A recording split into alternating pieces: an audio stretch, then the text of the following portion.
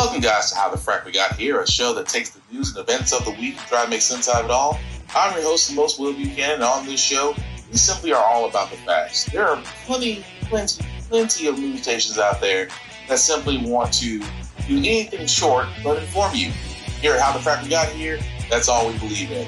We go up to the left, we go up to the right, we go up to the middle of independence. We go after all sides because there's more than one side of a story to everything, and you need to know it all in order to actually formulate your own opinion.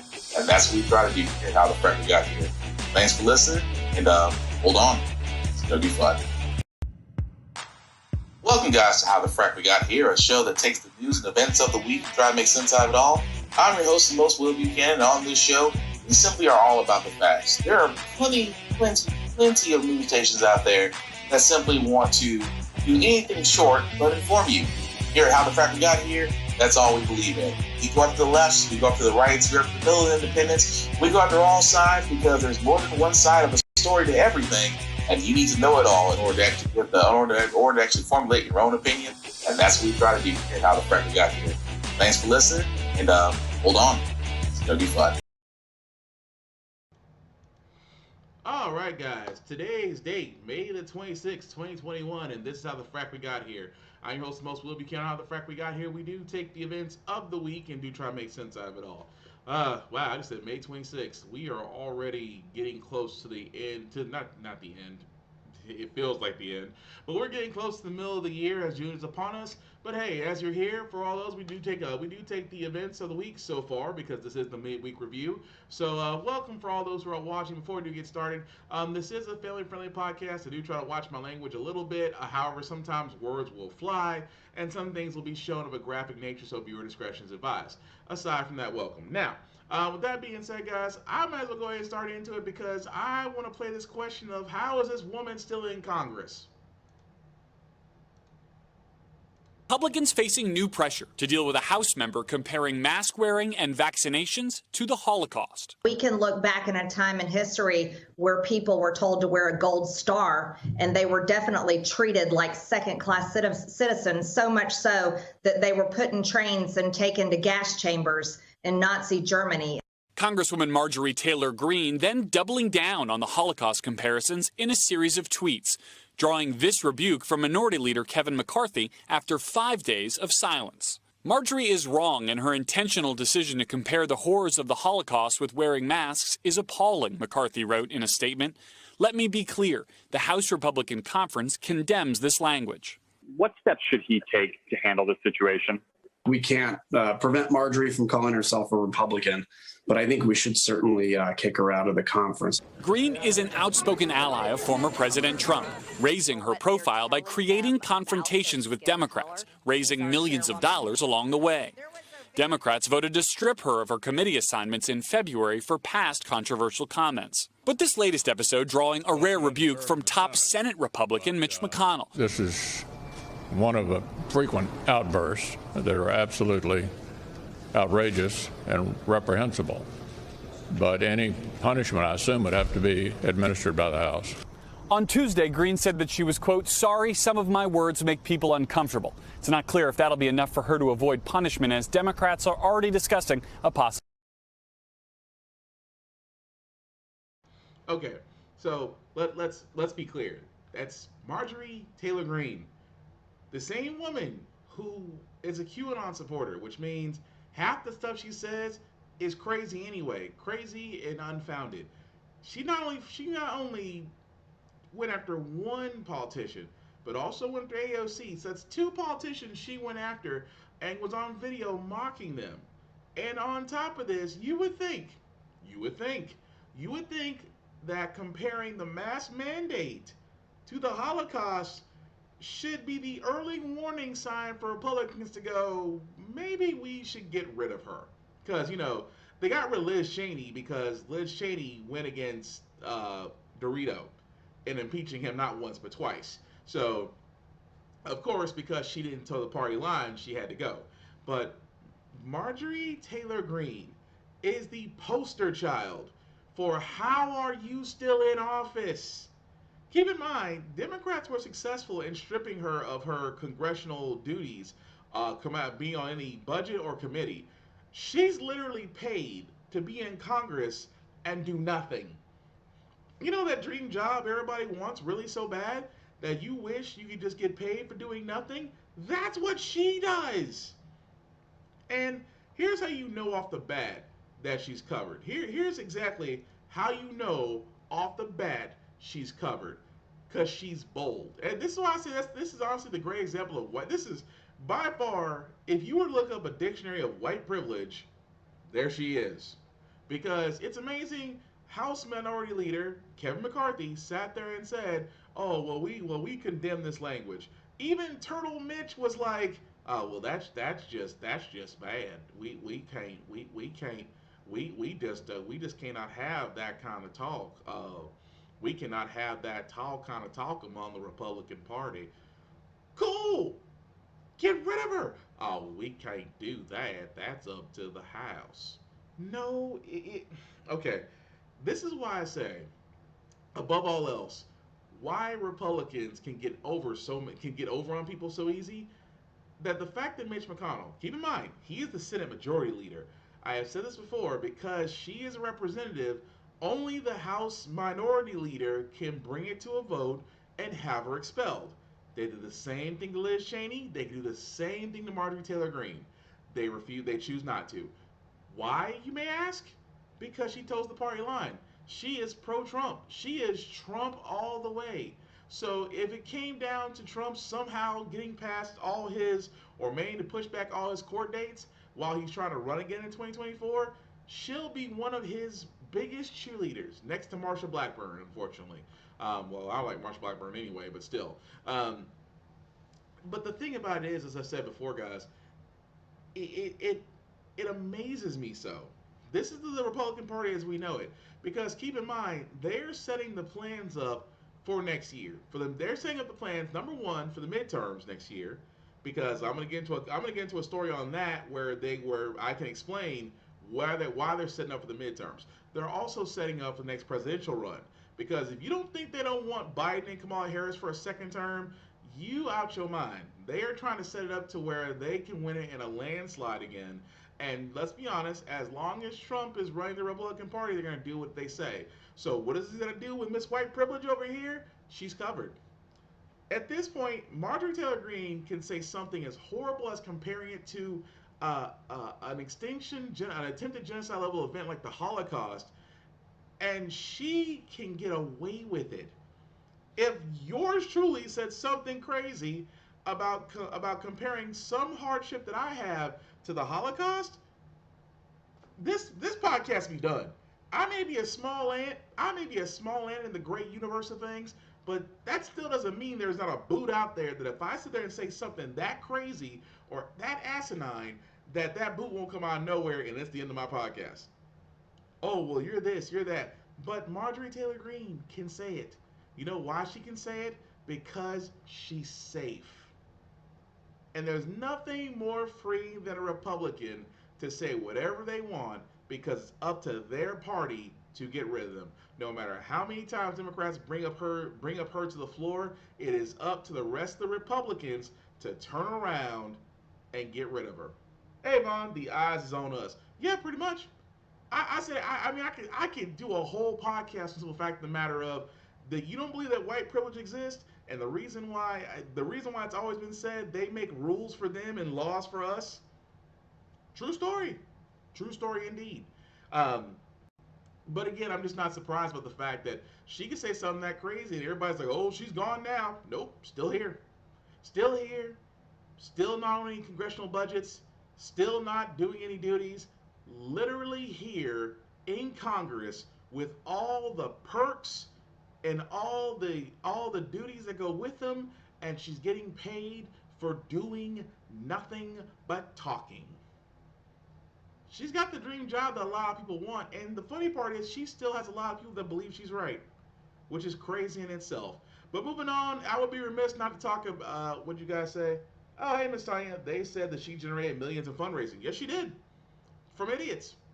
Because you saw these America First and these PACs out here that still believe that Trump got screwed out the election, that will still sit there and give in order to make sure that their votes count. See, the thing about it is, and before I get to this next story, see, the thing about it is about these campaigns. These campaigns are not about. These campaigns are honestly 80% money, 20% getting the vote. Because if you look at the simple fact, if you look back at the last 8 elections, more than almost nearly $2 billion is spent on campaigns. That's why they turn around. That's why they turn around and they sit there and say they're suspending their campaign, or if they're not winning, they're going to suspend their campaign. You know why the word suspended? You know why the word suspend is such a stress word? Because because the campaign laws, they don't have to give that money back. They can sell that money, even though the money is meant to be for campaigning, whether it's for a representative seat, a senator seat, or a presidential seat. They can sit there, and as long as they say, "I'm suspending my campaign," that means that the money that they have, the money that they've raised, they can keep.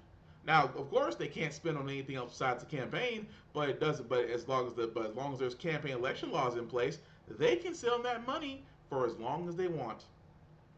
But that's the whole thing. I hate to say it. I hate to say it when it comes to elections. That's why everybody. That's why a lot of people are saying with rules like Citizens United, which again allows dark money into elections. That's the reason why they want to overturn so much, because then that can actually ban lobbying, which means that we can finally take money out of politics. However, there's too much money to be made in politics, which is why they'll never get rid of it. But moving on, guys, I would be remiss not to talk about this story about another shooting that did happen a little, actually very recently. I want to say within hours ago. We have 8 victims that are pronounced deceased from today's incident from gunshot wounds. We also have 1 suspect who is deceased as well. Shots rang out around 6:30 a.m. at this sprawling San Jose maintenance yard where commuter rail vehicles were being dispatched in service for the workday. A law enforcement source tells CNN the lone suspect, identified as Sam Cassidy, was an employee. He was seen at that location working before the shooting. It's clear the victims and all the colleagues there knew the shooter well. According to the sheriff, Cassidy continued shooting even as police arrived. I know for sure that when the suspect knew the law enforcement was there, he took his own life. Our deputies were right there at that time. The sheriff's office says more deadly plans were potentially laid out in advance. We received information that there are explosive devices that are located inside the building. Multiple law enforcement agencies, including the bomb squad, are on the scene, beginning what is likely to be a lengthy and extensive investigation. We're so sorry this event happened. We are there for you. The head of the Valley Transportation Authority emotional as he tried to comfort the surviving staff. VTA is a family. People in the organization know everyone. This is a terrible tragedy. Just 8 miles away, a neighbor took this video of the suspect's home, billowing with smoke in a suspicious blaze. Firefighters responded to the scene at 6:36 a.m., just 2 minutes after the first calls from the shooting at the rail yard came in. Investigators are now on site at both locations, searching for answers, while California's governor has more questions of his own. What the hell's going on in the United States of America? What the hell's wrong with us? And Kate, at this hour, that grim task of processing this crime scene continues. Our colleague Wolf Blitzer spoke just a short time ago with the Santa Clara County Sheriff, who said that 6 of the 8 victims who were killed, their bodies are still behind me here being processed by the coroner. We also understand that state and local law enforcement, as well as special agents from the ATF and the FBI, are at the shooter's house right now, processing that scene, trying to glean any evidence they can to try to get to the motive in just the latest mass shooting. And that's the truth. I mean, the story unfolds. We have another mass shooting. I mean, it's to the point now to where I'm not saying we're getting used to it, but let's be honest, we are getting used to it. We are getting used to the fact of not being shocked. We are getting used to the fact that every time we hear a shooting, the first thing we're looking for is that did it happen close to us? did it happen, anywhere remotely to somebody that we know? Because let's be honest, guys, because the governor of California had it right. What the hell's wrong with us? Well, pretty much that we live in a gun culture. Now, of course, the shooter, as news is coming out, was a former coworker there. We're not sure that, of course, as the time goes on and law enforcement does investigate this further, again, this brings the whole thing about guns. And I know a lot of people will be like, oh, well, this is going to bring up the whole entire talk about gun culture again. Yeah, and it should. Because I've said it best, honestly, that a lot of these mass murders were in the hands, were people who had access to guns. Now, whether or not it was their parents' guns, whether they were trained how to use them, whether, background checks, because let's be honest, and I've said it before about guns. I'm a gun owner, I do, but I'm also responsible. But I also know that there are some places, especially in Tennessee, where it's way too easy. Especially if you want a gun, if you basically want to own a firearm and you don't want half the hassle, doing a federal background check and of course paying fees, things of that nature. That's what these gun trading knife shows is where a lot of them go. A lot of them go to these places because pretty much, and I've sat there and said it, witnessed it with my own two eyes.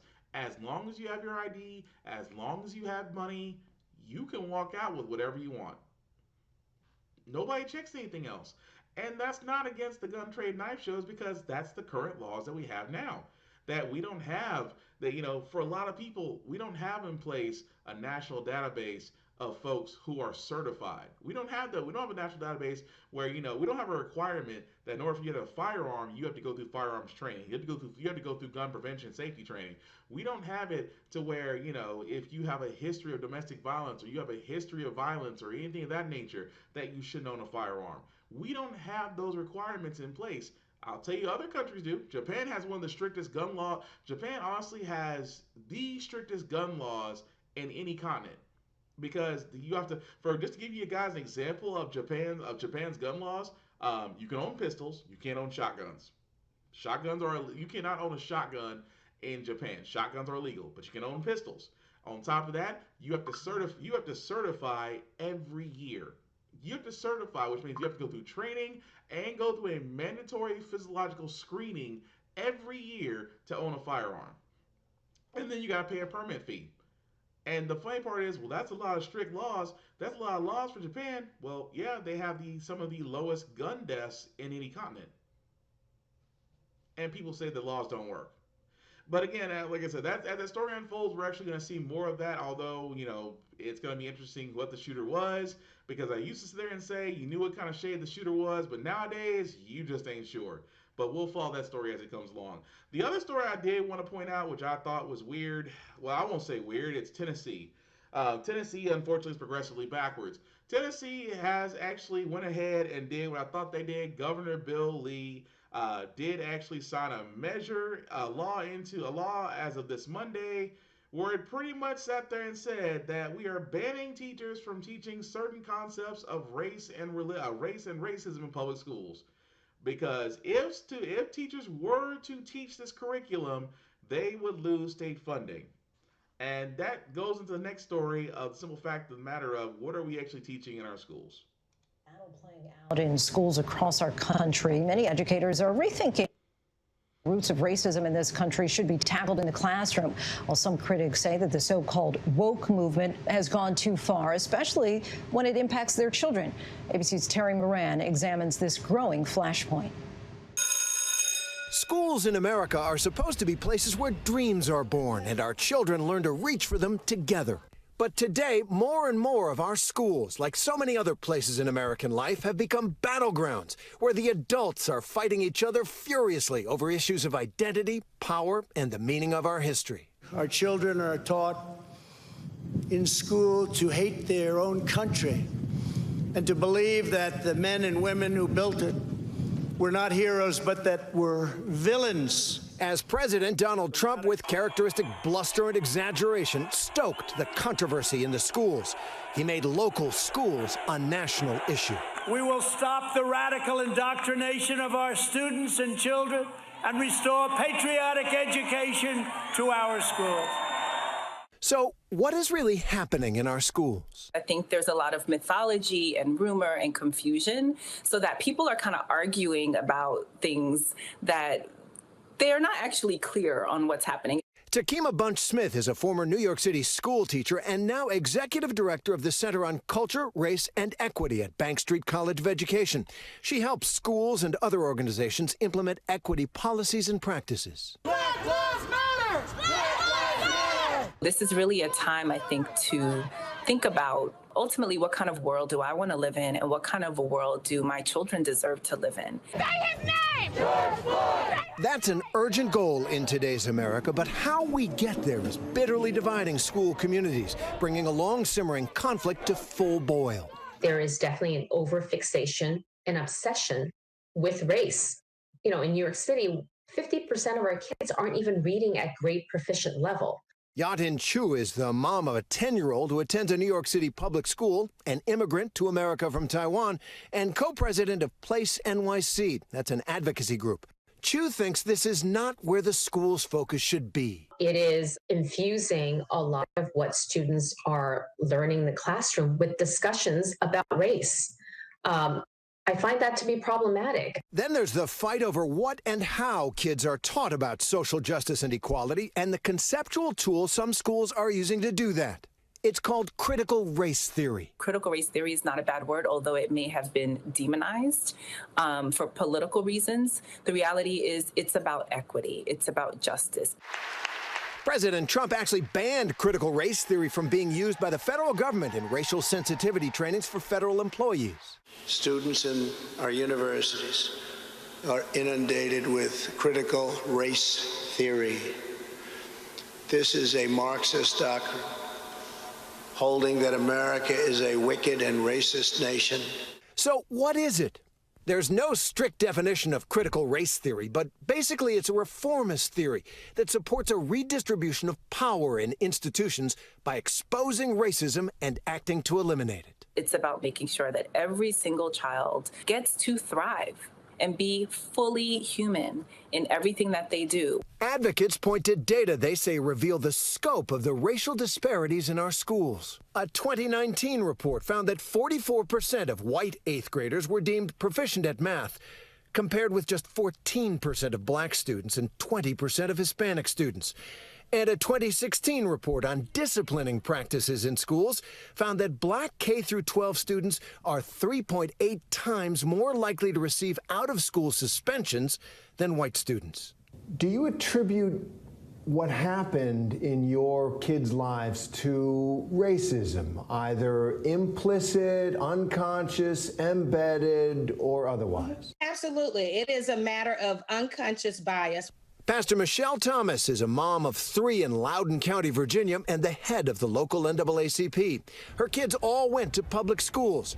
Michelle says she had to fight to get her daughter Anna into an advanced science program, even though she had the requisite grades and scores. Look, you got a great kid that could have been and was in all honors classes, but her mommy had to push. What about all of the mummies that work? What about all the fathers that work that don't have the time to go and fight, that don't have the, temperament to sit and have your child devalued and degraded? Opponents of this kind of training, they say by focusing on race, it's divisive. It's making people more conscious of it and therefore more racist. If you had cancer and did not focus on it, you will die.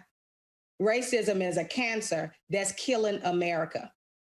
But critics call all that just wokeness run riot. And in New York City's Tony private schools, where tuition for grade schoolers can top $50,000 a year, the battles over it are getting pretty crazy. And some parents are speaking out at the Riverdale Country School in the Bronx. Children are being taught to see each other as defined by their skin color. Brian Bartning is an investor in New York and co-founder of the Foundation Against Intolerance and Racism, which advocates against CRT-based education. Bardning, who describes himself as half Mexican, Native American, and half Jewish, took his 2 young children out of Riverdale when he learned about the equity curriculum. They didn't look deep enough. They didn't really stop and say, well, is this really achieving our goals? Bardning says his foundation already has 20,000 members from across the country, parents concerned about the impact of these new ideas on their kids. When we have a whole bunch of little kids who are told from a very young age that they are defined by their skin color, that you're going to end up with a society where everybody's tribal and everybody is racist. Our students are not living in a colorblind society. Scott Ziegler is interim superintendent of the Loudoun County, Virginia School Board outside Washington, D.C. More than 80,000 public school students. And here, too, race and justice in the schools have divided families, with social media threats actually triggering a criminal investigation. Ziegler taught history for 17 years before going into administration, and his view of this swirling controversy is simple. If I start making decisions based on what adults want or what adults need, I've missed the mark. You've got a group of parents who have gotten very angry about these efforts, and they're accusing you of political correctness, of trying to impose an ideology on their children. That's not what we're about. I'm here to do the best that I can for students. My students are telling me that they're having racially charged incidents in our schools. And that tells me I need to do something about that. And Pastor Michelle Thomas, she's an optimist, believing that all the struggle and debate over these issues will, in the long run, help the country. We have a great opportunity to elevate the education and the humanity and the citizenship of all of our students. For ABC News Live, I'm... In the words of Michael Jackson, all our brothers saying is they don't really care about us. Drum solo. But no, I mean, here's the thing about critical race theory that a lot of people get. Number one, did you ever notice that in that entire video I did, the only people that had a problem with critical race theory is white people? White people. Some white people, not all white people. I mean, some white people, y'all get it. Y'all ain't the ones I'm talking about. The rest of them, yeah, this rock is aimed at them. But only those white people have a problem with critical race theory. Because if you teach my children about the true history of the United States, it's going to make them racist. No, it's going to make them aware. And honestly, a lot of these kids are aware. And a lot of these kids are now seeing the fact of that actual dark history that, white people don't want to talk about. It's amazing that those very same white people don't like talking about America's dark history. America owns, the same people, your founding fathers were slave owners. Yes, those same founding fathers actually tried to commit genocide on the Native American race. Yes, we actually went and conquered areas that were actually already taken care of, and we decided to take them over. Yes, the true story of Thanksgiving. Yes. And yet we don't want to talk about it. We don't even want to talk about the whole entire systemic racism that's been there since the late 1800s. We don't want to talk about the whole financial system that one race has to go through while another race gets a pass. The thing about that is, white people don't want to, those same white people I talk about that don't want to talk about critical race theory are the very same white people that are afraid to teach their kids the truth. And it's not the fact of hating. And I've had to tell this to some people, critical race theory is not about teaching you to hate your race. Because we're all, look, we all rolled the dice on how we came out. No one sat there and said, I want to be white when I come out, I want to be black when I come out, I want to be Native American. We're all random at birth, okay? The thing about critical race theory, it's not Marxist, it's not things of that nature. It is teaching you to understand the history that we come from in order to be better citizens from it. You ever heard a simple phrase, if you don't learn from history, you're doomed to repeat it? And again, the whole idea is, this is why I say the whole point is, like, when you're dealing with some white people, these very same white people are the very same ones that don't want to see reality. They don't want to know that an entire group of individuals have to work twice as hard to get half of what they got. That an African American man has to be damn near perfect to get into a school, which it'll be easier for a white man to get into. A black man has to have perfect references and things of that nature to get a loan from a bank that normally he would get turned down for majority because he's black. Versus a white person that could walk into a bank and already be 50% of the way there, 50% of the way there of getting whatever they want guaranteed.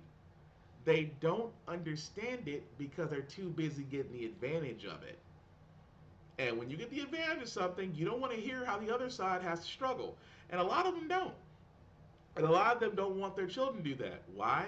Because they fear our children are going to be brainwashed, things of that nature. And the thing about it is, it's going to teach them to be racist. Really? So critical race theory is such a problem. Explain the Washington Redskins. For all those that watch football, right?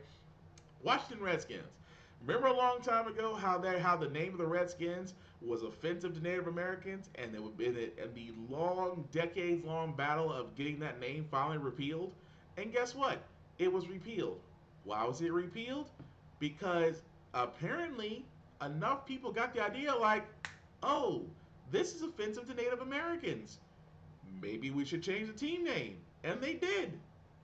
So again, you can't say critical race theory will teach you to be racist when the main goal of it all is to make you aware and better educated. Because that's the problem with America right now. A lot of us are not educated. A lot of us, honestly, are in the areas that these politicians love us to be in. Dumb and button pressers. They do. They do. That's why I sit there and say, I mean, I'll give it to George Carlin because he said it first before anybody. He sat there and said it first. They don't want critical thinking people. They want button pressers. Why? Because it's easier to make a person who isn't thinking press a button than a person who is thinking, because they will question everything you say and then they'll know the jig is up. So again, why critical race theory is such an issue? Because I think this is them trying to whitewash American history, because let's be honest, American history, it does have its bright spots, but it has a lot more dark spots. And they're trying to avoid talking about the dark spots. And if you avoid talking about the dark spots, eventually they are going to get brought up. Whether you say it, whether it's brought up in television, music, or movies, it will be brought up. And then what? You still have to face it. But anyway, not surprised about Tennessee and Governor Bill Lee, because Tennessee's progressively backwards, and unfortunately, I don't see it getting any better being it's a red state. Moving on, though. I did want to actually talk about this, because like I said, guys, again, with Republicans moving forward, and I said this before, the midterms is just next year. And again, 2024 is not that far off. Time is moving, really. Even more so that this story, if white privilege doesn't exist, I don't know what does. For example, this story, Ammon Bundy. Remember that Bundy clan that occupied a wildlife refuge for 41 days against armed federal officers? I mean, armed federal officers. I wish they showed the picture, because if anybody doesn't remember, that guy and a group of his people, keep in mind, armed white people, right? Armed white people took over a wildlife refuge because they were saying the government was impeding on their land and things of that nature. So because of that, they decided to, of course, hold that place hostage. And I still find it interesting that a group of white men, heavily armed white men, against armed federal agents, even though there was one casualty, that they all walked out alive. With that being said, that very same man right now is running for Idaho governor. I almost said Iowa. For Idaho governor. I'm sorry. The same man who got in an armed standoff. Yeah, that's them right there. I'm sorry. I should scroll down a little bit more. The same men who got into an armed standoff with federal agents. That man right there is Ammon Bundy. That man is running for office. And I used to sit there and laugh, because this used to be comical. This used to be comical that guys who were more of the extreme variety turned around and are now running for offices. Here's the scary part. He actually might win. Think about that. A guy who, and I was trying to tell, and again, guys, for all those who are watching in Idaho, if you do watch in Idaho, first of all, thank you. Second of all, be aware. This man is running for governor. That alone is frightening. That alone is scary, and that alone should make us aware that we should be more involved in the voting and election process and who we're actually putting forward. Because trust me, they're doing that way. They're going to mobilize their voters. They're going to mobilize their base. I hope to God he does not become governor, because I can only imagine for a person who doesn't love government is now elected into a government position and has power. That is a scary thought. That's all I'm going to say about that. A very scary thought. Now, switching gears for a second. Now, you guys are probably wondering, because like I said before, this is actually a year post George Floyd, and we're wondering where things are, because you guys have probably heard me say this on a previous podcast, that the COVID-19 hate bill, the anti-hate bill, which was the bill that was supposed to protect the bill that protects Asian Americans from hate crimes, and it had a lot of people, specifically black people, going, okay, we've had multiple men murdered at the hands of police. Where's our bill? Where's our bill that protects us? Where's our bill that sits there and says you're actually doing something for us? Well, of course, the George Floyd Police Reform Bill that was submitted into Congress. Well, here's the status of it so far. Negotiators in Congress on policing reform, Congresswoman Karen Bass, Senators Cory Booker and Tim Scott released a joint statement saying, while we're still working through our differences on key issues, we continue to make progress toward a compromise and remain optimistic about the prospects of achieving that goal. For the latest on the state of those talks, let's now bring in the lead House negotiator, Congresswoman Karen Bass of California. Thanks, as always, for joining us, Congresswoman. Certainly. Thanks for having me. When I spoke with you last month, formal bipartisan talks were getting underway, and you said at the time that you were, quote, very hopeful that a bill would be on President Biden's desk by today. Of course, that didn't happen, but as you keep working toward a bipartisan bill, how close would you say that you actually are to getting this across the finish line in terms of days or months or weeks? Well, I certainly do not believe it will be months. I am hopeful for weeks. But as Senator Scott said and Senator Booker in our joint statement yesterday, we do feel that things are moving forward. We just need to stick with it. And what was so more important to us, as much as I wanted it to see it finished by today, I am much more concerned about it being a substantive bill that will really begin to change things in our country. And let's talk about the issue of qualified immunity for police officers, which, of course, protects them against lawsuits, which has been, it sounds like, a main sticking point. Just 2 weeks ago, you said, quote, it's our position that qualified immunity has to be eliminated. I know your main goal is to make sure officers can be held accountable. So is eliminating qualified immunity still on the table in these talks? Yes, it is. And we are looking at how to hold officers accountable. That is the number one issue. So one is the public being able to hold an individual officer as well as a department accountable, as well as being able to prosecute officers that commit crimes, because that's one of the major stumbling blocks that causes so much pain and grief for communities and family members who've lost loved ones, that they have no recourse in our legal system. So you will see an officer on a videotape who has brutalized an individual, and several months later, you will see the local jurisdiction doesn't even file charges, does not pursue a prosecution. And that is because of the way the law is structured now, and that's one of the things that needs to change. And I know, of course, you don't want to negotiate in public, but just want to go back to this idea that you do feel confident that Democrats and Republicans will be able to reach a deal that both sides will accept on this particular issue. I do. I do believe that that's the case, and that's what we're looking at right now. And I also want to ask you about a provision that you've talked about many times about wanting to address in this bill, and that's on decreasing the criminal intent standard for police-involved incidents. Is changing that standard something that Republicans are discussing as a part of a final deal, or is that off the table? Well, again, I won't go into the details, but we are looking at how we hold officers accountable as well as transparency. And so, you know, getting information. We saw the tape from the gentleman that was killed in Louisiana, where the officer said he had been in a traffic accident. That was in 2019. So for the last 2 years, that family has had to grieve with the notion that was a lie, it was a cover-up, that their family member was killed in a traffic accident. 2 years later, we see the videotape and see that he was brutalized, he was beat to death. The officers in North Carolina, The judge, the DA that refused to release the tape to this day, they've only released portions.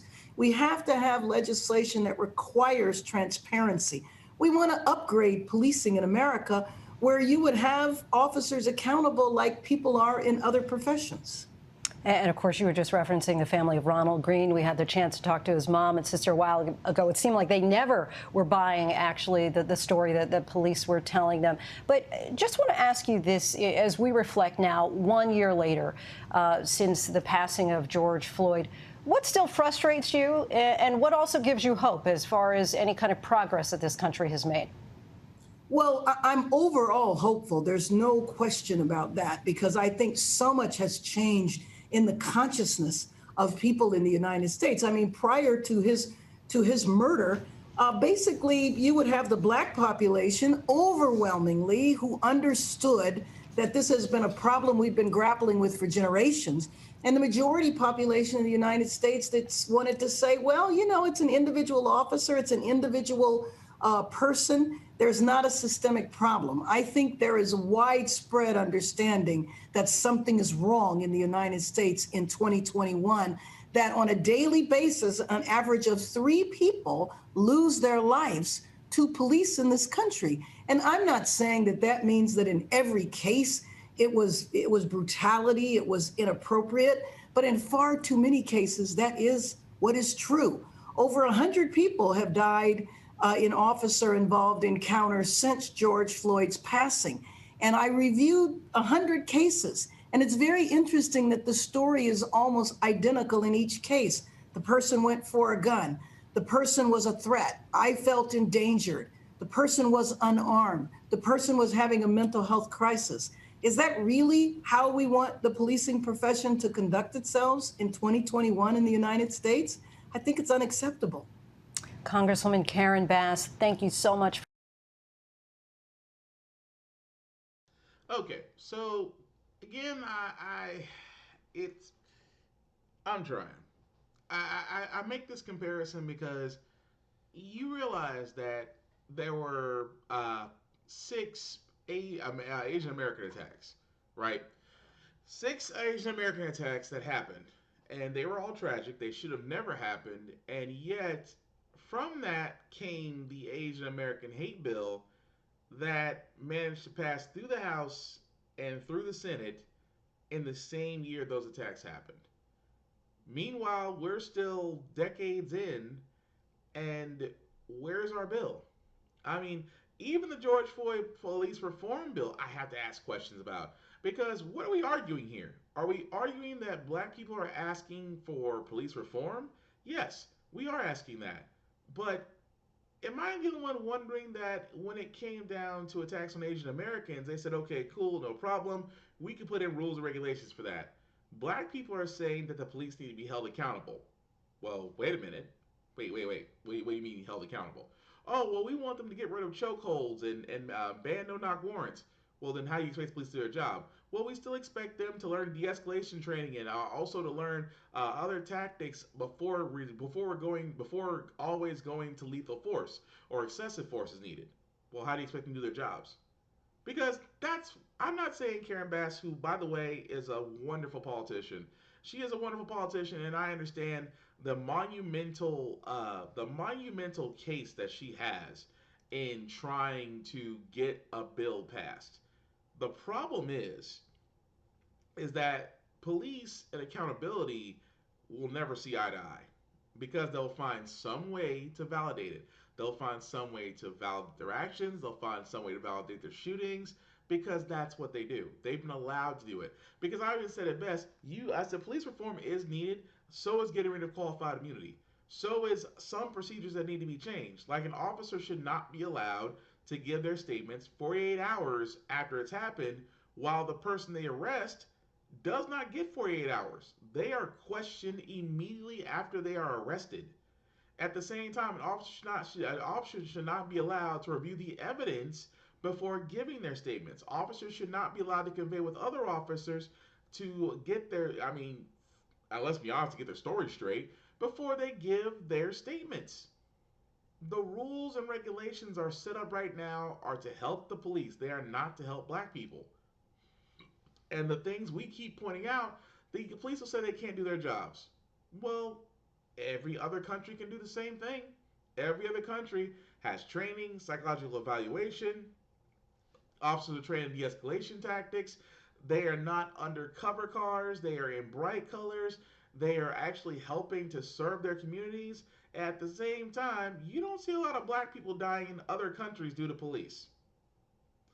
But that's what this bill is about. This bill is literally telling them we want these things done, and the police are pushing back through Republicans and some Democrats.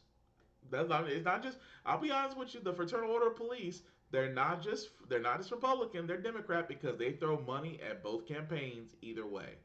But I find it amazing that with all that we've gone through, that we still have to go through all of these hurdles because the opposition would back the blue faster they would give us protection as black people, but we don't matter until it's election time. And yet people wonder. Yet people wonder. I mean, correct me if I'm wrong in the comments, but this is why black people feel the way that they do.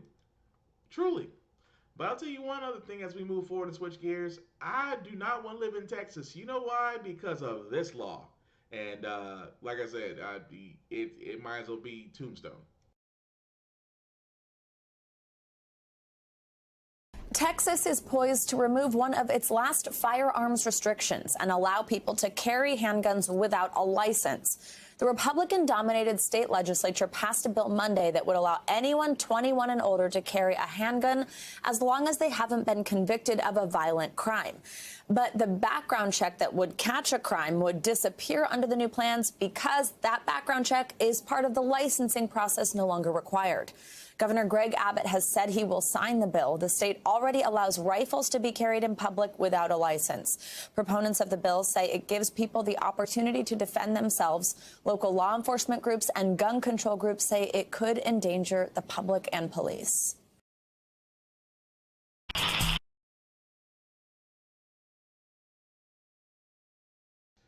Get ready for a shootout at the OK Corral. Yes, Texas. Shouldn't be surprised, but yeah, Texas is now one regulation away from just open carry without a permit or a license, because people need to have their guns with them, especially when they go to the bathroom. You never know who's going to try to cap you while you're sitting on the john. It's like, forget public safety. I mean, forget the fact that there's already a story out there of a road rage incident where a guy in a Maserati shot and injured a child, that they still can't find him or her. We don't know if it's him or her. But think about that. And he was carrying. So you can only imagine in Texas now, where they're not too far off from having their own regulations removed, where everybody can open carry. Do you understand the level of possible violence that can occur? If everybody's carrying, can you say shootouts? And that's the truth. The more you make, and I cannot stress this enough. It's not emotional. It's logical. If you introduce firearms into a situation by untrained individuals, shootings are bound to ensue. But leave it to the same state that sat there and said they're banning abortions at 6 weeks. So again, which is going to be kind of interesting because Roe versus Wade is still in effect until the Supreme Court case hears Missouri's case on abortion a year from now. So again, Texas, whether you can't get rid of a baby, but you can carry a piece on you at all times. Well, very soon anyway. But moving right along, guys, I did actually want to get to this. Right now it's interesting in the Trump saga because I did talk about Dorito because let's be honest, he's trying to gear up for another presidential run in 2024, but he might have a slight hurdle if it's up to the Manhattan DA.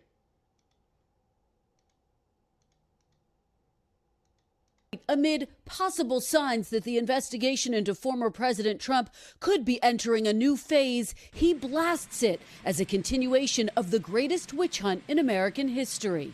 After a report, Manhattan's Democratic District Attorney Cyrus Vance has convened a grand jury to hear evidence and weigh potential criminal charges against the former president, the Trump Organization, and its top executives. The DA has not confirmed the story, first reported by the Washington Post. citing 2 people familiar with the developments. While the move does not guarantee criminal charges will be filed, it suggests the DA believes there may be evidence of a crime by Mr. Trump or by his business associates.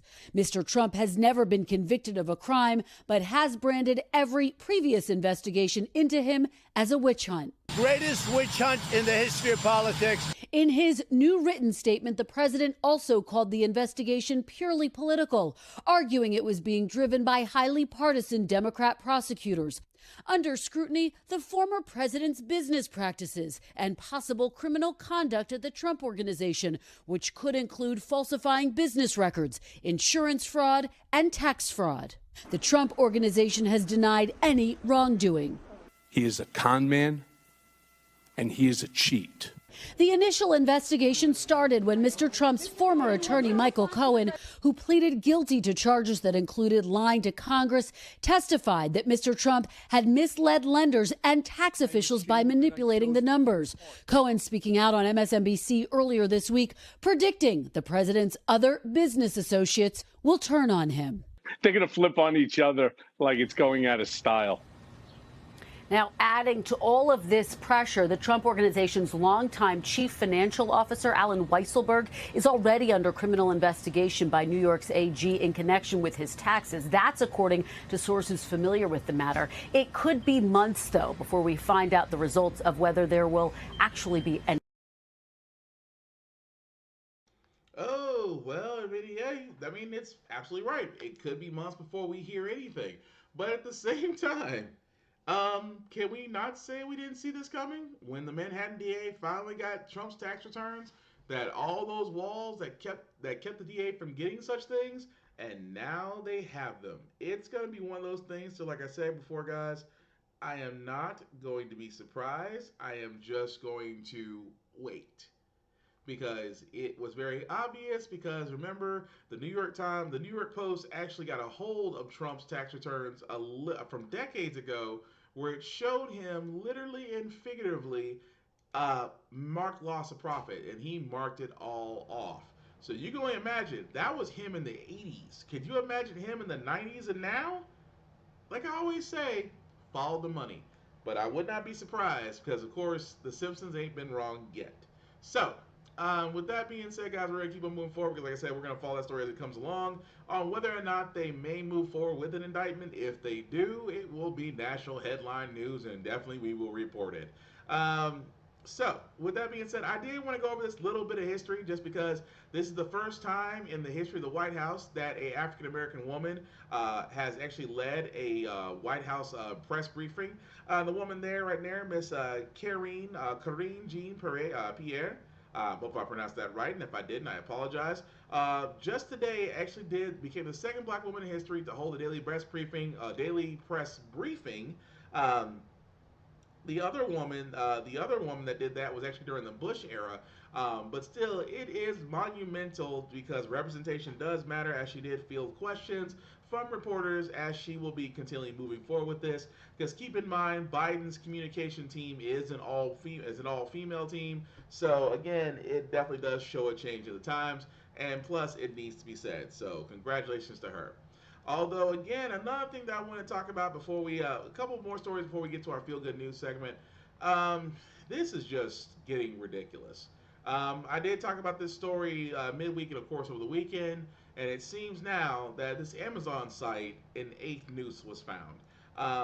For the simple fact of the matter, guys, of course the story itself, as they sat there and said, a 8th noose, despite additional security, guys, at this Amazon site in Hartford, Connecticut. They sat there and said, because they found 7 nooses there before, which halted construction and added additional security. Now they found an 8th one. And after that, they did actually close the site over the weekend, and then decided to allow the FBI to investigate, which has found some electrical materials, and then they found an 8th one. Which again, I asked this question, an 8th noose. For the simple fact of the matter, this is just ridiculous. An 8th noose. And again, this is the reason why, and guys, this is exactly the reason why I sit there and I say that representation, like having laws built to protect us, matters.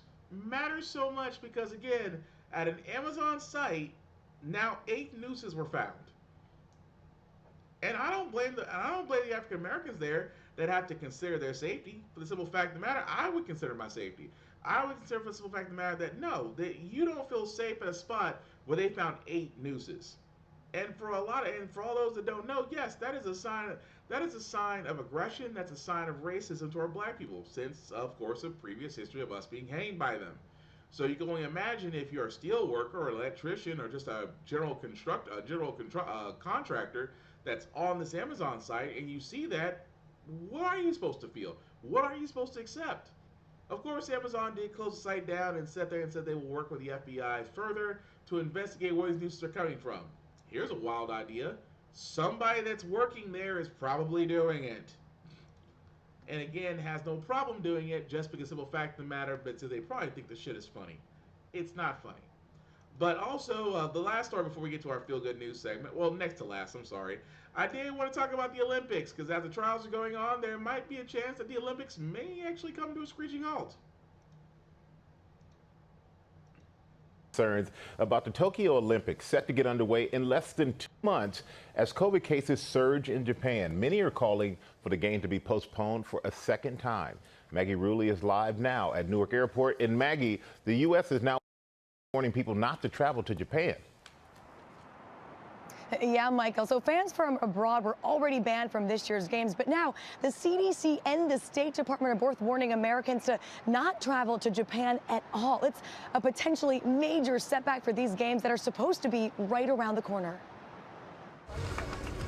This morning, with less than 2 months to go to the Olympic opening ceremony, the new warning raising questions about the safety of the Olympics.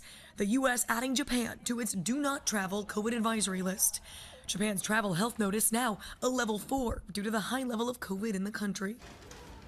Osaka, Japan's second largest city, is buckling under a new wave of infections, and some doctors are warning the healthcare system could collapse. Japan's averaging nearly 5,000 cases a day. This fourth wave fueled by variants and a slow vaccination rollout. Currently, just 2% of the country is fully vaccinated. Just last week, 6,000 Japanese doctors called for the Olympics to be canceled. One doctor in Osaka warning the Olympics could mean the collapse of the medical system.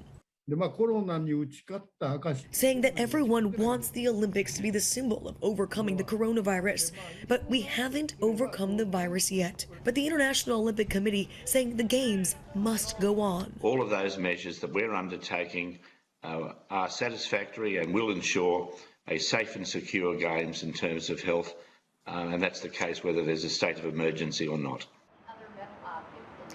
U.S. Olympic officials say despite this new travel warning, they're confident that the current safety plans in place will keep Team USA safe this summer. And Japanese officials saying it will not affect the game. So, guys, even though right now polling shows that more than 80% of people in Japan do not want the Olympics this year, it seems like the games will go on, at least for now. Now think about that for a second. Everybody is saying that it's not a good idea to have the Olympics, and the Olympic committee is like, well, forget what y'all think, we still gonna do it. And I've been saying this for many months during U.S. having their issues and still having their issues with COVID-19, that again, maybe it's just not a good time to have the Olympics. I mean, with Japan having cases and Tokyo not being a very secure site, and you know, the ICC always thinks that the simple fact of the matter is like, oh, we got this covered. And I'm like, no, this is too large. This is too big. The risk is too great. It's just simply not worth it just to have the summer games. It's just not worth it. So why not just go ahead and call it a wash and let's try it again when the world's a little bit more stabilized. But I'll be honest with you. I mean, if I was a person that was trying to, try out the Olympics and go for that, I might think twice about this year. Just because, I mean, yeah, in the U.S., what, 60% of us by now have had at least one shot of the vaccine.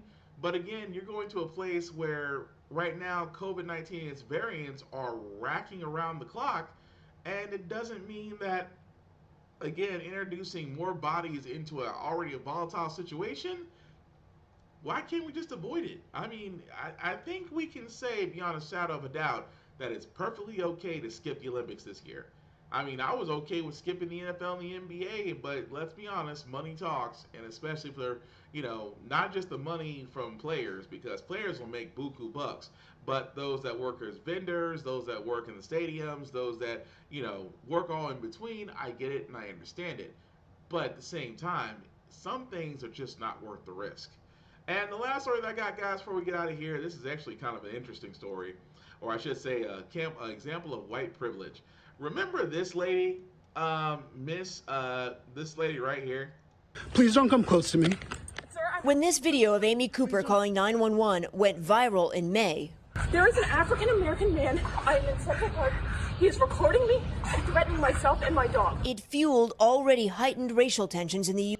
Now, yes, Amy Cooper, the Karen that was choking out her dog while she was trying to lie to the police that a black man was threatening her, when in essence she was doing the threatening.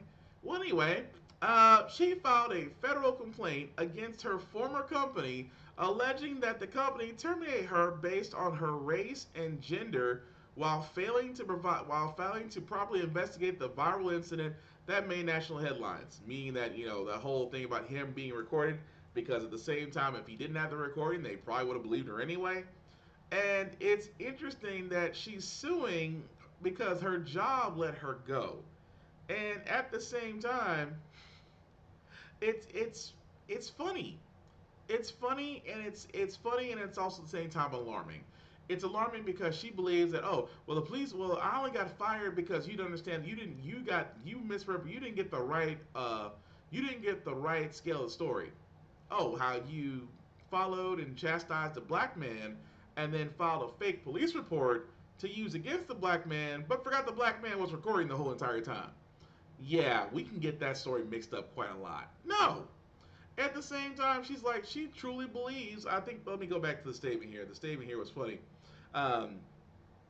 What she had quote unquote told NBC New York last year that she overreacted and she was sorry. When I think about the police, I'm such a blessed person. I've come to realize, especially today, that I think of the police, quote, as a protection agency. And unfortunately, this has caused me to realize that there are so many people out there that don't have that luxury. That's good public relations speech, if I ever did hear some, and damage control. But no, I don't feel bad for you. Why should we feel bad for you like you lost your job? Because the thing about it is, there's consequences to actions. There are consequences to actions. You pretty much try to do a fake police. You try to file a false police report, and the worst thing that happened to you was you using your job. You got off lucky. Versus anything else in the sun, because just like a woman who decided that, oh, she wanted to go vote even though she was a former felon, didn't realize that she could not vote and therefore did not know, unbeknownst to her, illegally voted.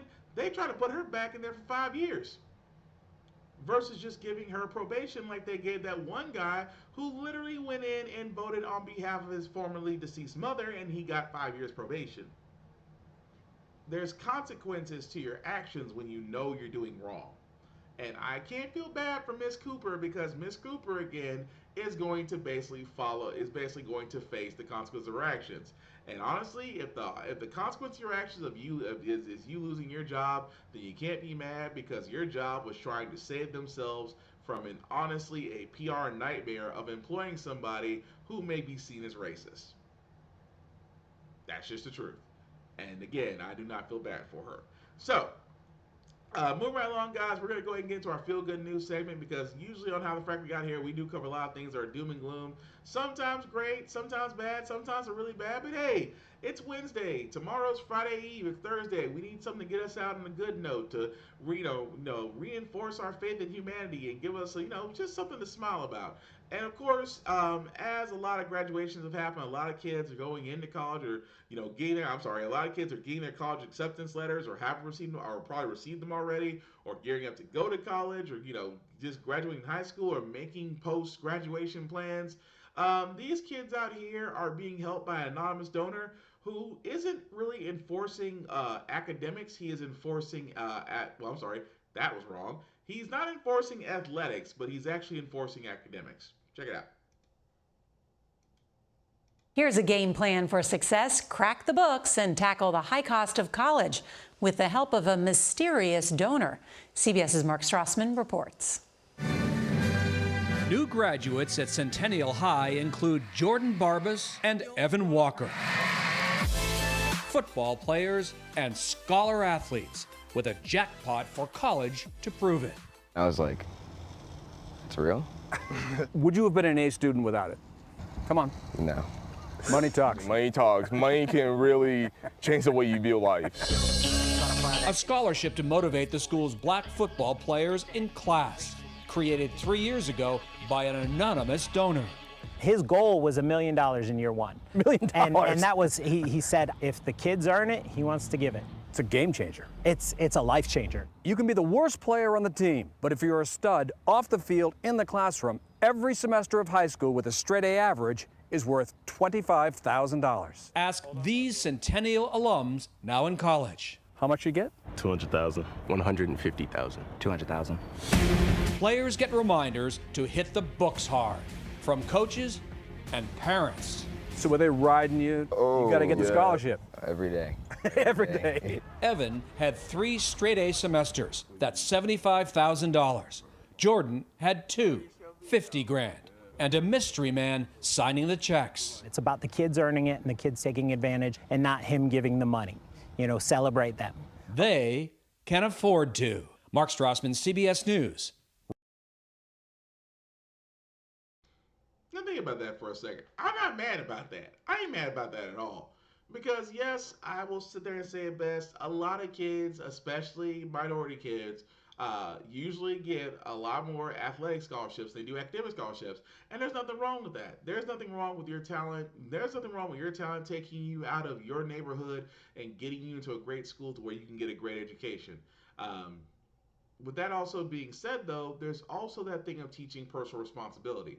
So I can't be mad at the donor, whoever this anonymous donor was. I can't be mad at him because I do the same thing to my nieces and nephews. Yes, I bribe my nieces and nephews, and I sit there and say, if you do straight A's, I have a set money system. And I'm like, well, that's bribery. Well, it gets the job done. It's worked for everybody. It's worked for every kid that I watch, every kid that I know that I'm invested in, that if they bring me back straight A's and they get more into learning and they become more critical thinkers, I will gladly fork over my money to make that happen. I have no issue with that.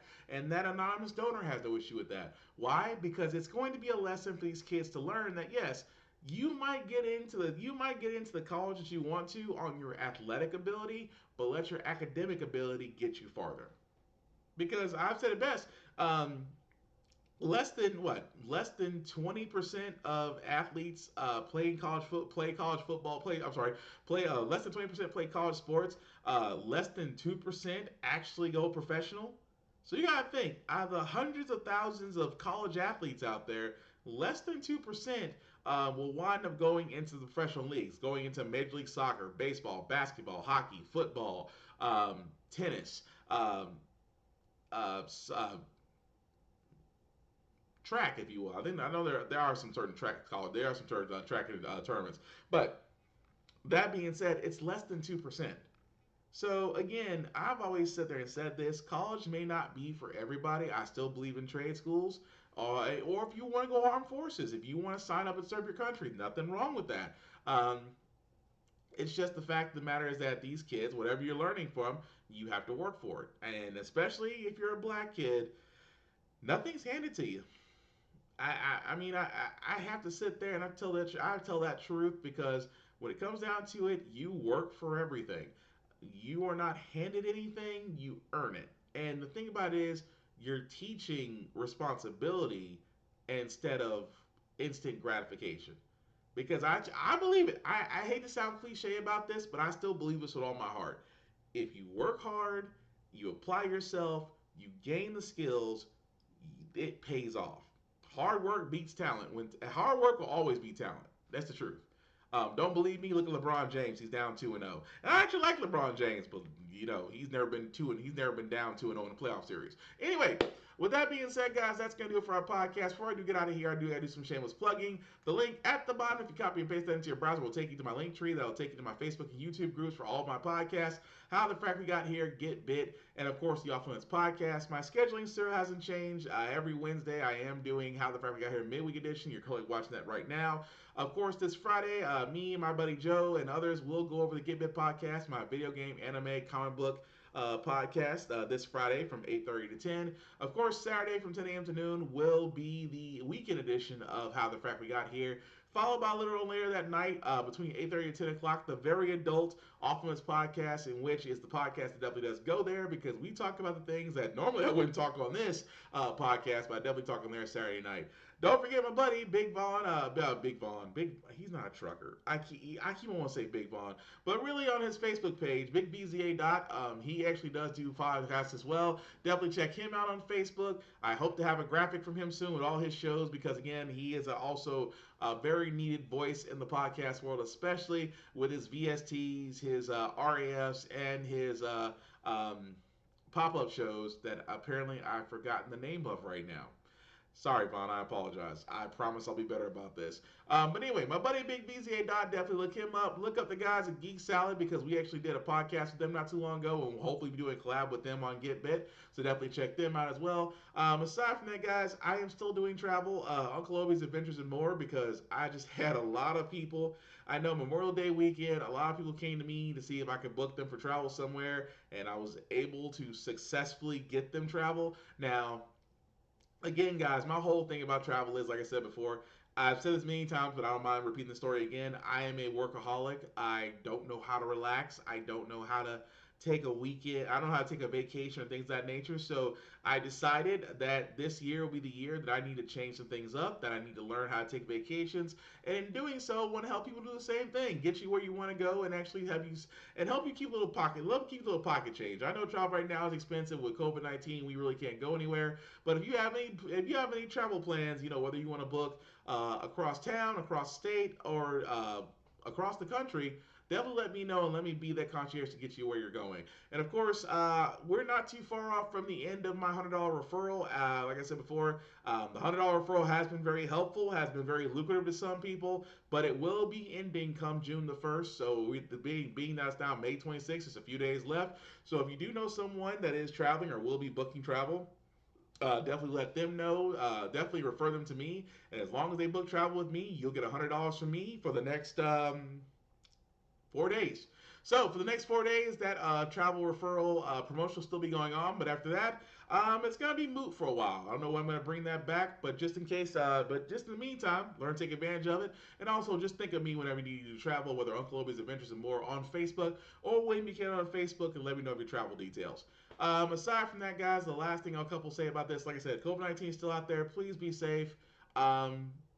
Use caution.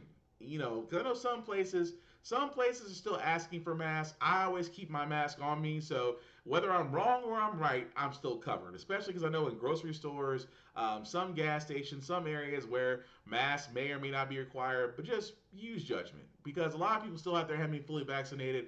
So really, guys, just use best judgment. And also, for all those people that are still working, you essential people that really should be getting a lot more than what you're getting right now instead of screwed over, definitely thank you. And before I get to the ending of this, guys, I say this at the end of all my podcasts. If you have the ability to make somebody's day great, whether it's a moment, a minute, an hour, or a lifetime, if you have the ability to change someone's mood, if you have the ability to lift them up, do it. The world could use more of that. With that being said, guys, How the Frack We Got Here is all about staying informed. We are not out here to try to change minds, persuade you. We are simply out here to do what news stations of old used to do, just to inform you with all the facts, allow you to make up your mind for yourself. Because we do a lot better as a society once we're informed. If we're uninformed, we get people like Trump. If we're informed, we may actually elect our first Madam Vice President who's black. Still waiting on Michelle Obama. Come on, Miss Obama, for 2024 president. Anyway, besides that, guys, I do thank you for watching and thank you for commenting. If you're watching this on the playback, please comment if it's live.